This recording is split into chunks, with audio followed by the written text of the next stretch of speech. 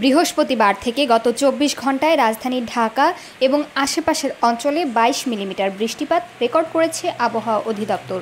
শুক্রবার ১২ সেপ্টেম্বর সকালে প্রকাশিত পূর্বাভাসে জানানো হয়েছে, সকাল ৭টা থেকে পরবর্তী ৬ ঘন্টায় ঢাকার আকাশ আংশিক মেঘলা থেকে অস্থায়ীভাবে মেঘলা থাকতে পারে। এ সময়ে হালকা বৃষ্টিও হতে পারে। আবহাওয়া অধিদপ্তরের তথ্য অনুযায়ী দিনের প্রথমার্ধে দক্ষিণ ও দক্ষিণ পূর্ব দিক থেকে ঘন্টায় ৮ থেকে ১২ কিলোমিটার বেগে বাতাস প্রবাহিত হবে, তবে দিনের তাপমাত্রা প্রায় অপরিবর্তিত থাকতে পারে। পূর্বাভাসে আরও জানানো হয়েছে, সকাল ৬টায় ঢাকার তাপমাত্রা ছিল ২৭.৮ ডিগ্রি সেলসিয়াস আর আর্দ্রতার মাত্রা ছিল শতকরা ৯২%।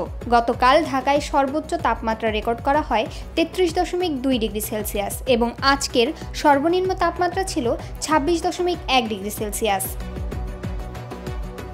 অন্যদিকে বৃহস্পতিবার রাতে আবহাওয়া অধিদপ্তর থেকে প্রকাশিত সারা দেশের পূর্বাভাসে জানানো হয়েছে, সন্ধ্যা ৬টার মধ্যে রংপুর, ময়মনসিংহ, চট্টগ্রাম ও সিলেট বিভাগের অনেক জায়গায় এবং রাজশাহী, ঢাকা, খুলনা ও বরিশাল বিভাগের কিছু কিছু জায়গায় অস্থায়ীভাবে দমকা হাওয়াসহ হালকা থেকে মাঝারি ধরনের বৃষ্টি বা বজ্রসহ বৃষ্টি হতে পারে।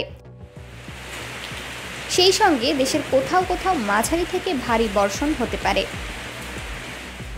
এছাড়া সারা দেশে দিনের তাপমাত্রা সামান্য কমতে পারে এবং রাতের তাপমাত্রা প্রায় অপরিবর্তিত থাকতে পারে বলেও জানানো হয়েছে। নিউজ ডেস্ক, বার্তা 24।